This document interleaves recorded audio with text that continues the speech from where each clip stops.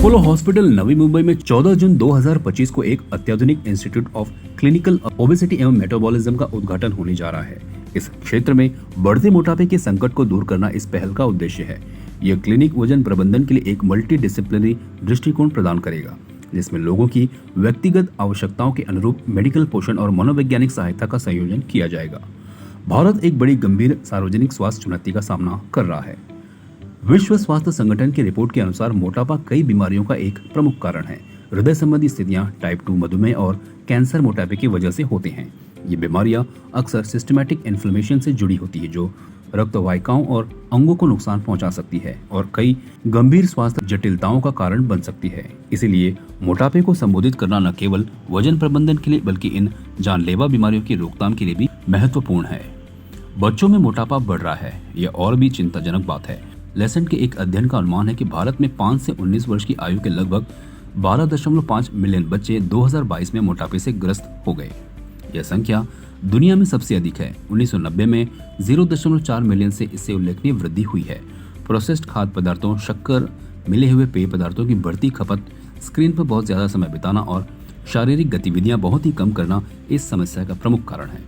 Apollo hospital Navi Mumbai institute of clinical obesity and metabolism मोटापे के मूल कारणों को दूर करने वाली व्यापक देखभाल प्रदान करके इन चुनौतियों का मुकाबला करना चाहता है। व्यक्तिगत उपचार योजनाओं और जीवन शैली में सस्टेनेबल बदलाव पर ध्यान केंद्रित करके मोटापे से ग्रस्त व्यक्तियों, विशेष रूप से बच्चों और किशोरों के स्वास्थ्य और कल्याण में सुधार करना क्लिनिक का उद्देश्य है।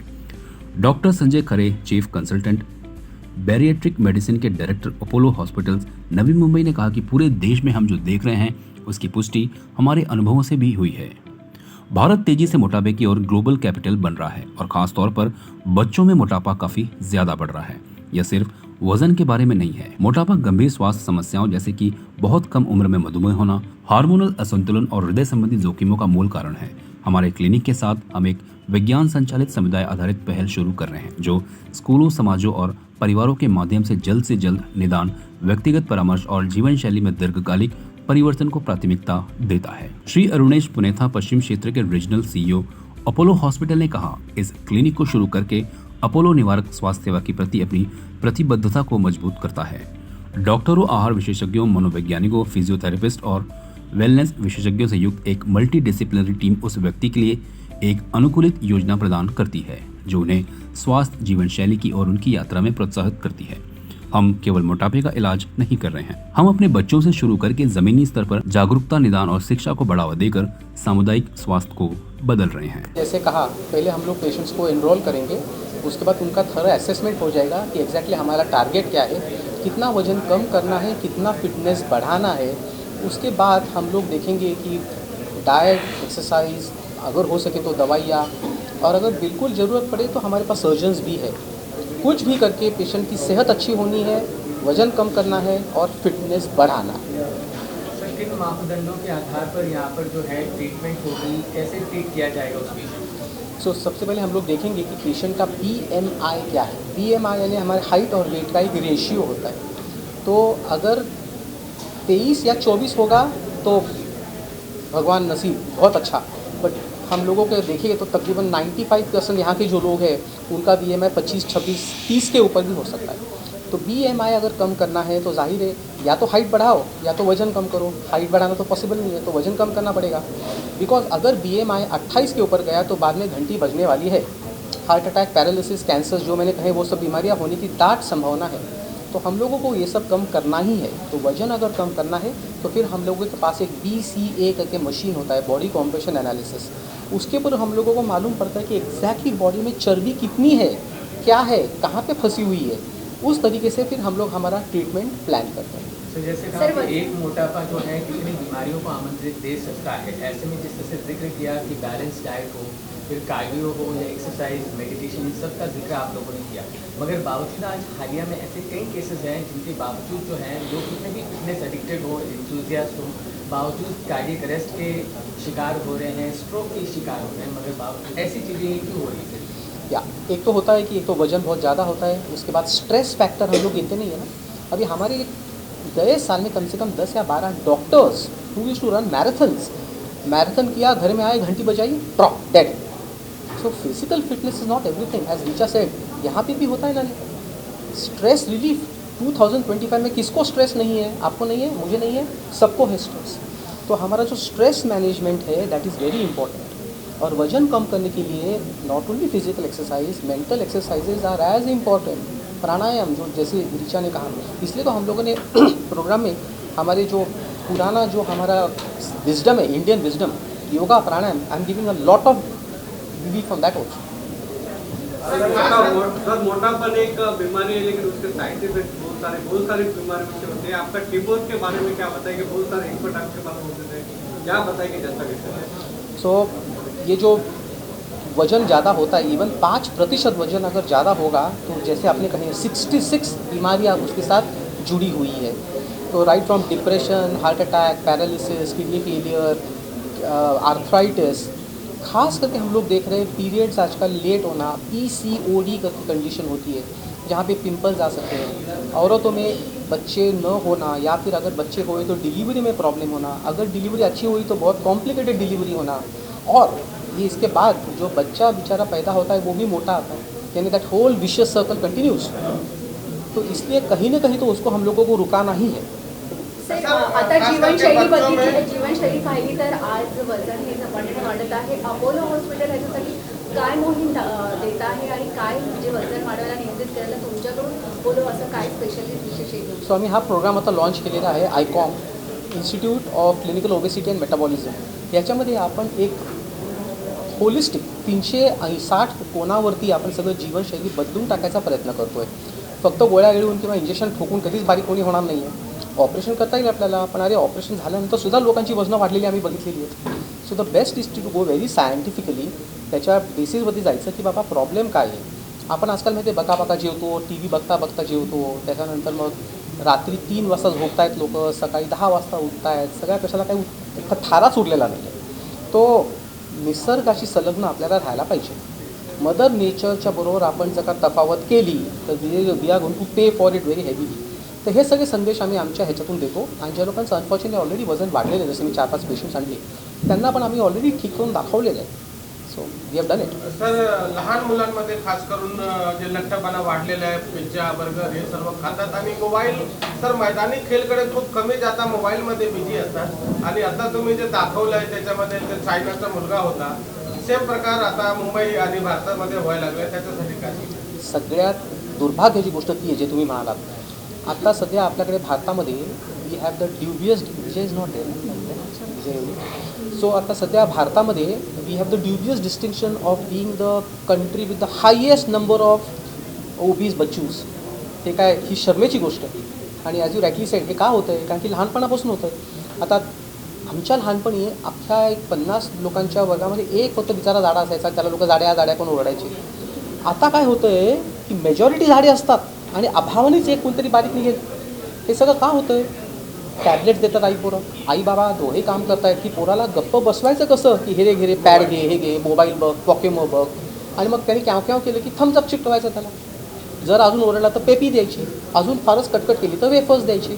बाकी मग आई बाबा दोघं थकते येऊन संध्याकाळी घरी येतात, कोण स्वयंपाक करणारे, वरण भात भाजी करा, कोण करते, बोलावं रे झोमॅटो, बोलावं रे स्विगी।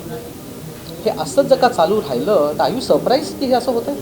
सर, मुलांना काय आमच्या चॅनलच्या माध्यमातून मुलांना काय संदेश देणार की खानपानमध्ये बदल करा? सगळ्यात पहिले म्हणजे मोबाईल बंद करा। Screen time is the worst. आणि सगळ्यात म्हणजे आम्ही सगळे जे आहोत, correct me if I am wrong, the most important screen time बंद करायचा, शुद्ध घरचं खाणं खायचं टू वॉट एव्हर एक्सटेंट, आणि निद्रा कमीत कमी मुलांच्या करता एक 10 तास रात्रीची झोप, आणि ॲडल्ट्स करता 8 तास। आणि त्याचं रात्री 2 वाजता झोपून सकाळी 12 वाजता उठणं त्याला काय अर्थ नाही हो। निसर्गाचे काय कानून असतात। सो सूर्योदयाच्या बरोबर उठणं आणि सूर्यास्ताबरोबर झोपणं म्हणजे आपण बरोबर निसर्गाशी फिट होतो। एवढं करा, आपोआप सगळं तुमचं चक्र नॉर्मल येणारच येणार, जातं पुढे। त्याप्रमाणे आता तुम्ही सांगितलं सर्जरी देखील केली, जसे काही पेशंट केले, त्याबद्दल काय सांगा? आता सर्जरी कधी अपरिहार्य असते। काही लोकच आमच्याकडे येतात की त्यांची वजनं 150 किलो, आणि तुम्ही कितीही कानाठोबाळ करा किंवा वर्षांनी सांगितलेलं तुम्ही खाऊ नका किंवा रिचानी सांगितलेलं व्यायाम करा, कितना वजन कम होगा? 10 किलो, 15 किलो, 20 किलो, उसके ऊपर तो नहीं होने वाला। वेगळाच तो पेशंट तिकडे धापा टाकला, she was in a bad shape, operation करावंच लागतं। आजकाल ऑपरेशन इतकं सुटसुटीत झालं आहे की आता समजा उद्या ऑपरेशन असेल तर आज आम्ही पेशंटला ॲडमिट करतो, उद्या ऑपरेशन होतं, आणखीन परवा घरी. साधारण एक आता डिपेंड्स तुम्ही बेड किती घेता काय घेता, साधारण एक 3.5 ते 6.5 लाखाचं ॲव्हरेज, 5 लाखाचं ॲव्हरेज पकडा. गुड न्यूज इज की आजकाल आता इन्शुरन्सचे कंपनीज याच्याकडे द्यायला लागले, कारण की भारत सरकारला इन्शुरन्स कंपनीला जाग आलेली आहे आता की अरे ओबेसिटी सगळ्यात खतरनाक ओबेसिटी आहे. तर ओबेसिटी कमी करण्याकरता तुम्ही जर का ऑपरेशन केलं तर इन्शुरन्स कंपनीचंच त्याच्यामध्ये लाभ आहे. इंग्लंडमध्ये त्या लोकांनी विचार केला की इतके ते लोक NHSमध्ये ते लोक जे पैसे खर्च करायचे इन्सुलिनवरती किंवा कोलेस्ट्रॉलच्या गोळ्यांवरती, त्यांनी सांगितलं लोकांना पकडून तुम्ही ऑपरेशन करा, आपले खर्च कमी होतो आहे. क्वेश्चन है कि बहुत सारा समय नहीं होता है लोगों को, तो क्या करें. समय एक्चुअली निकालने से सब कुछ होता है. मेरे क्लासेस अगर होते हैं तो सुबह 6 बजे भी समय होता है, करने वालों को 5 बजे भी समय होता है, लेकिन समय सिर्फ 24 घंटा है सबके पास. जो लोग कर रहे हैं उनके पास भी 24 घंटा है, जो लोग नहीं कर रहे हैं उनके पास भी 24 घंटा है. अगर ये प्रायोरिटी में ले लेंगे, प्रायोरिटी मतलब प्राथमिकता, कि इसके बिना मेरा चलने वाला नहीं है, तो फिर वो अपने आप समय निकाल लेंगे. और ऐसा पूरा ज़रूरी नहीं है कि आपको 1 घंटा ही करना है. 15 मिनट 20 मिनट सुबह थोड़ा सा मेडिटेशन भी करेंगे चलेगा, लेकिन मेडिटेशन सीखने के लिए पहले आसन प्राणायाम सीखना ज़रूरी होता है. तो मेरा कहने का मतलब ये है कि ऐसा कोई कुछ नहीं है कि सुबह ही करना है, सुबह करने से बहुत अच्छा होता है, और ऐसा कुछ नहीं है कि पूरा घंटा भर करना है. कम से कम 15 20 30 मिनट अगर आप अपने लिए नहीं निकाल सकते, अपने दीर्घायु के लिए नहीं निकाल सकते, अपने ठीक रहने के लिए, तो मैं क्या बोलती हूँ कि ये टाइम लगा के बहुत सारा टाइम मिल जाता है. क्योंकि अगर आपने आधा घंटा निकाला तो आपका दिन भर का फोकस, दिन भर की हैप्पीनेस, दिन भर का अमेजिंग योगा कर्मसु कौशलम, जितना काम करते हो वो बाकी का काम कम में हो जाएगा. पर ये टाइम निकालना नॉन नेगोशिएबल है, मतलब इसके ऊपर कॉम्प्रोमाइज़ करना ही नहीं. अगर ये दिमाग में आ जाएगा, मुझे सिखाने की ज़रूरत ही नहीं पड़ेगी, अपने आप हो जाएगी. You know, because I practice pranayama. एकदा ती धुमकी लागली ना, Exactly. योगा केल्यामुळे जो आनंद प्राप्त होतो की मग भाड में गया, मैं पहले ये करूँगा बाद में मैं बात करूँगा. सो ते खाल्ल्याशिवाय काय आपल्याला कळत नाही. पण लेट मी टेल यू, जे काय तुम्हाला श्रम पडतील ना ते पहिले 1 आठवडा 1.5 आठवडा पडतील. त्याच्यानंतर एकदा ती तल्लफ आली की then you keep wanting. Nitin will tell you about some brain increasing peptides. आपण जितके व्यायाम करतो आपल्या ब्रेनमध्ये काही केमिकल्स वाढतात. मुन्नाभाई MBBS में सांगितलं होतं ना, केमिकल लोचे आहे. It was not bullshit, it is the truth.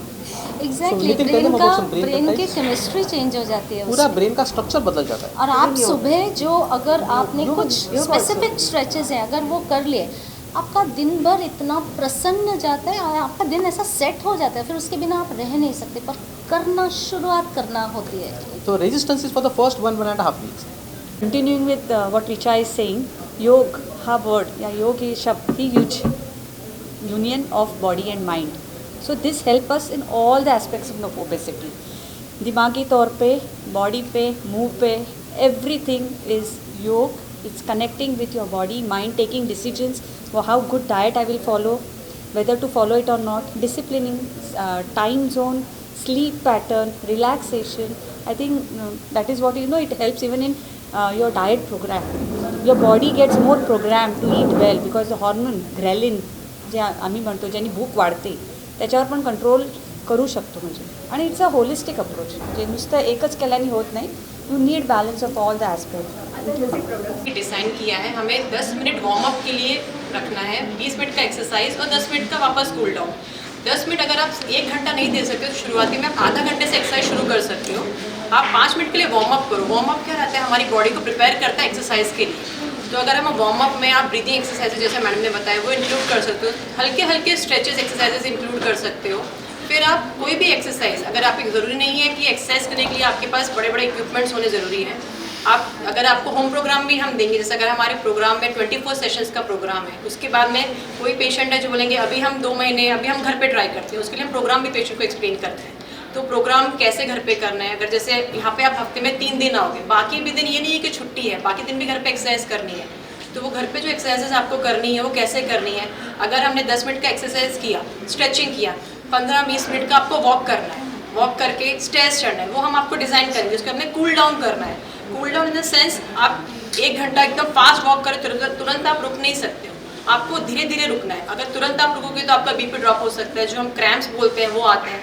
तो वार्म अप, फिर एक्सरसाइज, एक जो एरोबिक ट्रेनिंग है, कोर स्ट्रेंथनिंग एक्सरसाइजेस है, वेट्स के साथ exercises and then the cool down. ये 3 चीज़ आनी ही चाहिए कोई भी एक्सरसाइज प्रोग्राम में। सिर्फ भागना ट्रेडमिल पे या सिर्फ साइकिल करना या सिर्फ रनिंग करना ये एक्सरसाइज प्रोग्राम नहीं होता है।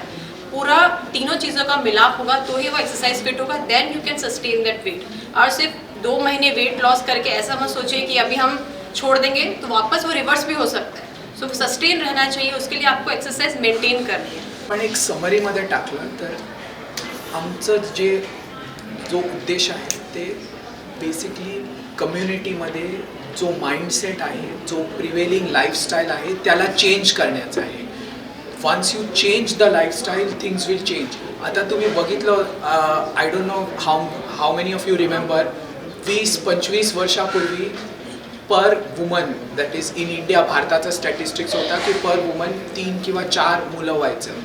आताचं भारताचं स्टॅटिस्टिक्स आहे की पूर्ण देशामध्ये लेस दॅन 2. का झालं ते less than 2? Because mindset change. एक जनरेशनमध्ये माइंडसेट चेंज झाला. एवढं मुलं आपल्याला परवडणार नाही, कसं त्यांचं हे करणार, त्यांना पालनपोषण हे कसं स्कूलमध्ये कसं पाठवणार, जॉब कसं. तर माइंडसेट, सोसायटीचा माइंडसेट चेंज झाला. तसाच आमचा उद्देश हे आहे फायनली की सोसायटीचा माइंडसेट चेंज व्हावा.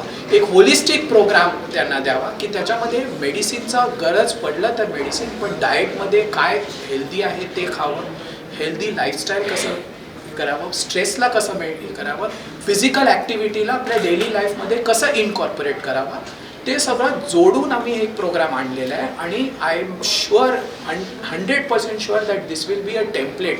बाकीचे हॉस्पिटल्स, बाकीचे हेल्थकेअर इन्स्टिट्यूट्स पण आम्हाला बघणार and they will, because this is the need of the hour. आपल्या कंट्रीमध्ये obesity is a serious problem amongst adult people, now amongst children as well. आणि ते ॲड्रेस करणं खूप गरजेचं आहे. गव्हर्मेंट लेवल पण आहे आणि प्रायव्हेट लेवल पण, सामाजिक लेवल पण, इंडिव्हिज्युअल फॅमिली लेवल, प्रत्येक लेवलवर ते ॲड्रेस करण्याची गरज आहे. ते आमचा एक उद्देश आहे या प्रोग्रामचा. पंतप्रधान